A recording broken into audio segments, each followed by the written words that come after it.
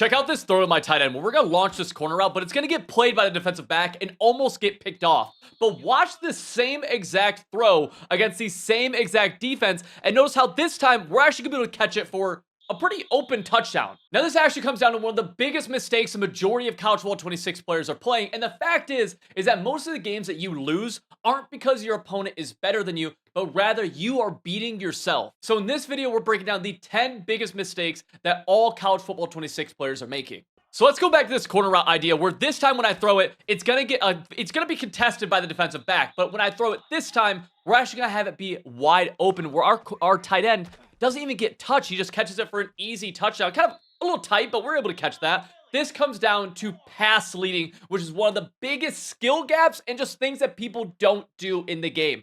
Pass leading is done with the left stick while you're pressing the receiver icon, and it allows you to put the ball exactly where you want it. Let me show you an example of what a bad pass lead does here, okay? This time, I'm going to pass lead this and push up on the left stick. Notice that's going to put the ball straight up, and that's not a great catch right there.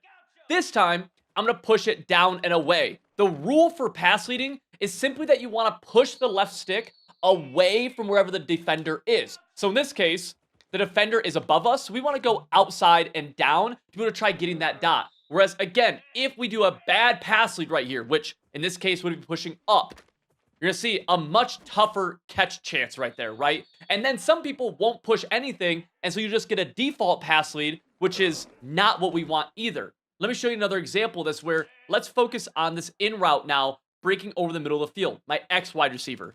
Here, I'm just going to hold X and do no pass lead, right? That's okay. He could have caught that, but now I'm actually going to pass lead this away from the defense, which is down on the left stick. And notice what we're able to do this time. We're able to come down, get away from the defense, and catch it without anybody touching us.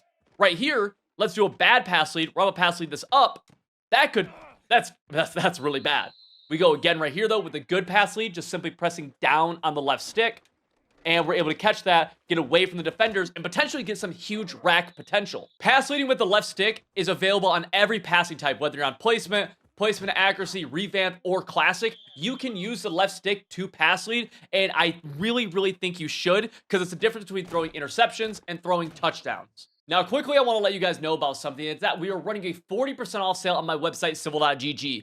Over there, we have 2,000 active members who are using my full offensive and defensive guides to actually win more games. Here on the screen, you'll see real members talk about how many national championships they've won since joining civil.gg. What we do here actually works. This 40% off sale ends on Thursday, and on a yearly membership, you'll unlock everything we do for the next year, and you'll have everything that you need to actually help yourself win more games. To take advantage of this and to actually start winning more games, click the link in the top description and use code COLLEGE40. And now, let's get back to the video. Have you ever been in a situation where your zones look like this? They're going all over the field for apparently no reason, and because they're like this, when the ball gets snapped, you give up an easy one-play touchdown. Now, there's usually a common reason for this, and a lot of players don't know about it, so I want to showcase this, right? We're on defense right here first. Let me just choose a play on offense. We're going to click the right stick in here on defense, and we're going to scroll down to cornerback matchups. This coaching adjustment has been bugged, flawed, weird for as long as I can remember.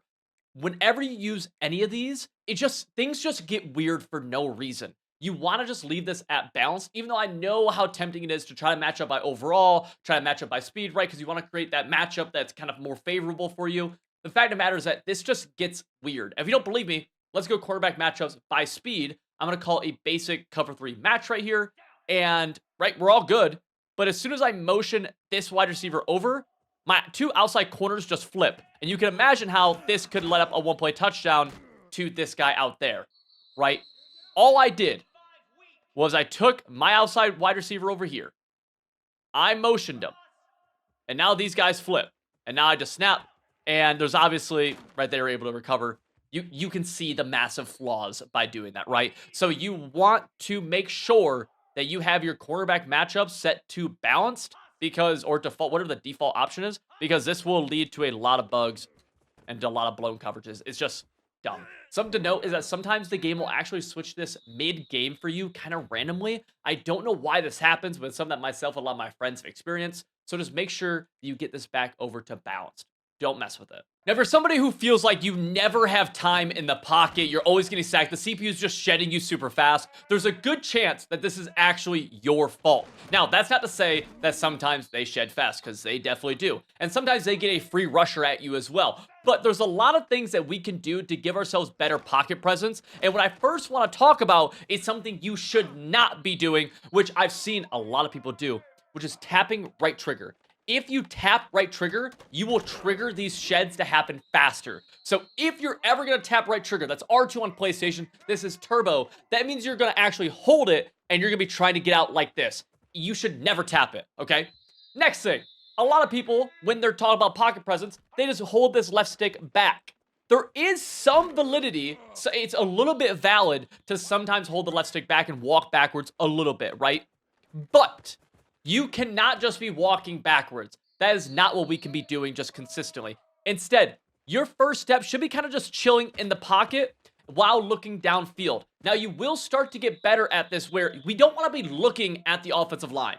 That's one thing we don't want to do, because when we're looking at the offensive line, that means I'm missing reads, right? I'm not actually looking at my receivers. I'm just missing reads. So instead, we're actually looking downfield. We're making our reads, and then we're using our peripherals, right? We have a bird's eye view. We have a huge advantage on offense that real life quarterbacks don't have to kind of navigate the pocket. This comes to a bit of a feel thing where you're able to look downfield and kind of see what's happening in the pocket. A lot of times, what you should be doing is just navigating up, down, or to the side, and also using Platinum Extender.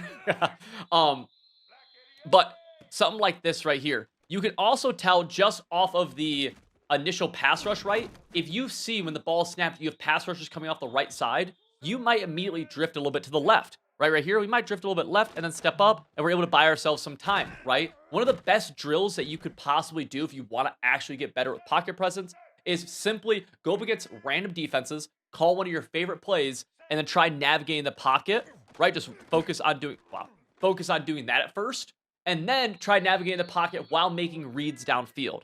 Right here, we might have to walk back right here, because I had somebody blitzing me through the B gap. I had to walk backwards. I couldn't step up. That's where when people say, oh, you gotta step up, you gotta step up. Like sometimes, yeah, but not always, right? You don't always need to step up, right? Sometimes just drifting. Right here, we gotta drift right, boom. And by drifting a little bit, you can also help your offensive line pick up their blocks better. And sometimes it's just as simple as, hey, yeah, get out, right? Hold turbo, get out of there. Pocket presence is massive. And even if you're going to take a sack, you want to make sure you're taking a sack for a loss of just a couple yards rather than a massive sack that's a loss of a bunch, right? There's a huge difference between 2nd and 13 and 2nd and 18. Massive difference. I just made a huge mistake in my usering on defense. Now, you've probably heard before the idea of usering somebody on defense who's not on the defensive line, who's in coverage, and I'm a huge advocate of that, right? I think you should use somebody who's in one of these yellow hook curl zones, but there's a big mistake that a lot of people make when they do this, and it's this right here. Like, it's this. What did I do wrong? Well, really two things, but I want to focus on one. We don't want a user in an area where we already have help, okay? So part of that is knowing the style of defense that you're in and what's already covered. Right here, I'm in a cover 3 defense. I pressed wire triangle and shaded my coverage underneath. That's down the right stick, and that's going to get this. So I have hard flats on the field. What are these hard flats going to do? The hard flats are going to defend the flats. So where should my user not go? My user should never, ever go out here to defend this flat because we already have somebody there. So why would I put 2 defenders in one area of the field? It's like in basketball, if you're running a 2-3 zone, but you have 2 defenders in the paint just sitting in the middle. It's like, what? That doesn't make any sense to do. You already have somebody there. And by doing this, by overcompensating in one area, guess what's happening? I'm leaving my area open. This isn't the worst thing ever, right? There's situations where this might be necessary. You have to leave an area open, but watch what happens here. I'm going to go user on the right side. And I mean, sure, I'm able to make a play here, but we already have help. We need to make sure that we're using areas of the field that either we are directly responsible for, like in this case, I just have my zone, right? Or, and right there, we just miss it a little bit. I'm trying to use 2 controllers, so I apologize.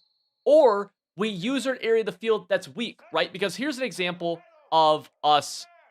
Let's go something like this right here, okay? Here, I'm not going to use just my area. I'm weak in the top left, right? I'm weak in the on the deep sideline, so I don't mind doing that.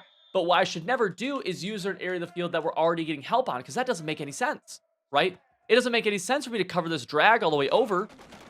That's dumb, right? We want to take away areas of the field that either we're directly responsible for or that we're weak in the defense that we're running, which means that you need to be familiar with the coverages that you're calling and the defensive play calls that you're choosing, because everything has different strengths and everything has different weaknesses. That's why I love keeping things simple with my play calls like this right here, because everything is pretty straightforward. Where are we covered? Where are we not? You can just look on the field and tell hard flats, okay, we have deep zones, right? So we're probably weak in the intermediate sidelines and the seams, right?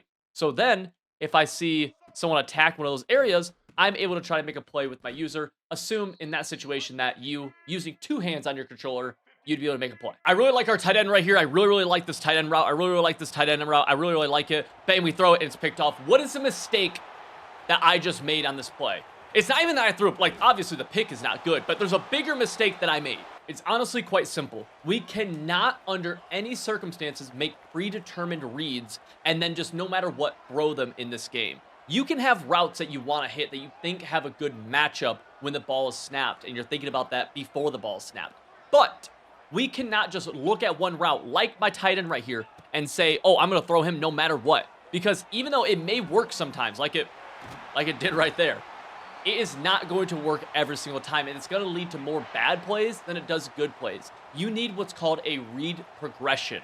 Now, if there's a certain area of the field that you really like for some reason, right, you really like this tight end route, you can make that your first read. You can make that your hot read, right? But from that, if that's not there immediately, we have to work back to the rest of our route combo. Now, for me, typically my hot reads are going to be something that develop pretty quick. So it's going to be like, in this case, I really like looking at this play called curl flat from the gun trips tight end. This is inside a few different playbooks in the game. I love putting my inside wide receiver on a zig. So this is the play. And then looking for him early. If he's there, awesome, we can hit him. Boom, just like that. Like, that's my hot read. That ball got out in a second or so, right? And then if he's not there, I'm going to look to my next read, which is actually my halfback Texas route. And if he's not there, I'm going to then go to my tight end. This also works well because this tight end route, it's a corner. It doesn't develop until late. So if you have a route that doesn't develop until late, you don't want to look at that immediately. What's the point? Here's another example. This deep, let's go a deep post route on the right side, right? Should I look at Wingo, this deep post route on the right? Should I look at this immediately right when the ball is snapped? No, why would I? He doesn't even develop until late. So I should go zig, we'll pretend not there. Oh, but we got him. That's my next read. Okay, and if he wasn't there, I'd check tight end. If my tight end wasn't there, I'd work up, right? And the big advantage we have here as well, similar to the pocket presence, is that we're able to make a bunch of reads at once because we have our peripheral vision, right? We're able to see boom, boom, boom, right? We go here, bang, he's there, right? That ball's out in a second or so. That's what a hot read should look like, but I'm not deciding I'm going to throw that before the ball is snapped. That's just where I'm deciding my eyes are going to go to first, right? If that's not open, which in this case, we'll pretend it's not open, right? Oh, not there, okay. Oop, I saw it on my peripheral that we actually had the flat, right? That's what it should look like a little bit more. This is a fact of the matter. When you break the huddle on offense and you're calling a passing play, this is how you start, okay? Every time, you're gonna go left bumper L1, hold it, go down on the left stick. That is the first thing we're doing. I'm gonna snap this ball just to get, not to get a delay of game. That is the first thing we have to do. That's gonna set up base blocking. In College Football 26, every play has different stock blocking. Right here, we have a half slide to the left stock on this play. That can be cool sometimes, but the fact of the matter is, we want consistency. This can lead to random blitzes coming free, and just by setting up base blocking, again, left bumper, down the left stick. If it ever freezes up right here, just hit the left stick in, like click it in to get rid of it, and you'll set up base blocking that looks like this from your offensive line. Then you can set up whatever hot routes you want to make. If you're doing this, you want this to be your first adjustment. If you block your halfback first, or you make the base blocking last, whatever it is, it can freeze up the game. Do not shoot the messenger. That is not, I did not create that. I'm just telling you how it works. Also, for blocking blitzes, if you set up base blocking, left bumper L1, down the left stick, and then block your halfback, you will block the majority of blitzes that you see. And then if you use the untarget feature, which is left bumper, Y or triangle, and then select the flame icon to be over top the user defender if you're playing against a user player, this will help you. You will block the majority of blitzes that you see. Notice I said majority, not all of them, but majority. Long ball, boom. Oh, we caught it. Stiff arm. Oh, give me the stiff arm. Set up base blocking, please. All right, let me scroll through here. What do we like? No, I've already made a mistake. We should never be calling our plays from coach suggestions. That means either on offense or defense, we do not want to be calling plays from here. Let me burn a timeout. Oh, I can't. Okay. We are going to, in this case, call a play here just so we don't get the delayed game for the video purpose. But we want to call our plays from the formation tab. So let's go right click or right trigger or right bumper. Right bumper, that's R1 on PlayStation. And we want to call our plays from here. The reason for this is because we want to make sure we're calling plays that we actually know, that we actually like, and that we're familiar with. Think about in real life. If a quarterback is calling plays that he doesn't know, that he's only ran a couple of times, or if he's calling plays that he's ran over and over and over again that he's really comfortable with, which play is he going to have more success with? Probably the plays that he's comfortable with, right? The plays that he's repped over and over and over. That's why you want to call plays from formations, because this will actually let you get reps with plays, get yourself familiar with them, and you'll be able to start building a scheme. Because just like I just called the play X under from Gun Trips tight end, well, now I could call inside zone from here, right? And it's the exact same look. And then from that, I could call a different pass play, and then a different pass play. This is relevant regardless of what skill level you are, and regardless of what game mode you play, or if you play against the CPU or users online. This is one of the first things I did way back in Madden 17. I started calling plays from pistol strong. It was a bad scheme, but as soon as I started actually having a scheme, starting to scheme and think about my plays together, how they built off one another, I became a much, much, much better player. So imagine that with a scheme that wasn't very good, I became a better player. Imagine if you called plays that actually were really good. They were high-level plays. They were plays that complemented each other. You only are able to do that if you are calling your plays from the formation screen rather than coach suggestions. Because coach suggestions, they just have a lot of bad plays in there, right? Like, there's just a lot of bad ones. We throw that ball away. There's, like, the majority of plays in the game aren't great. If we go here, like, slot fade, this play on the right, this is a bad play. A halfback angle, solid. But the thing is, like, trying to sort through these, you don't want to sort through these like this. You want to go to the formation tab and choose your plays there because you're just going to be more familiar with them. All right, here, let's see what we get. Give me a little something. Halfback angle route, bang. Give me a little hurdle. And it's a fumble. Call coach suggestions, you will fumble. Not really, I mean, you could. But call from formation screen. If you're somebody who struggles with having a bad pass rush, there's a good chance that I know why. This right here is called a contain. Look at the defensive ends who have little hooks for their pass rush. These are really good at containing the quarterback. They're called a contain. So if I try to roll out with Patrick Mahomes right here, this Raiola, yeah, with the Patrick Mahomes in college football, he's going to get sacked by the contain. But what the contain does a really bad job of is actually pressuring the QB when he's in the pocket. Notice that the contains are never going to be the ones who sack me here. And let me actually prove a point by spying my two defensive tackles, leaving the contains, and watch. These guys will never shed. They never do. Ever. They won't shed. Here we go. But if I hold right trigger, that's when they shed. Notice both of them just shedded as soon as I held right trigger. That is what a contain... Oh, dot. That is what a contain does.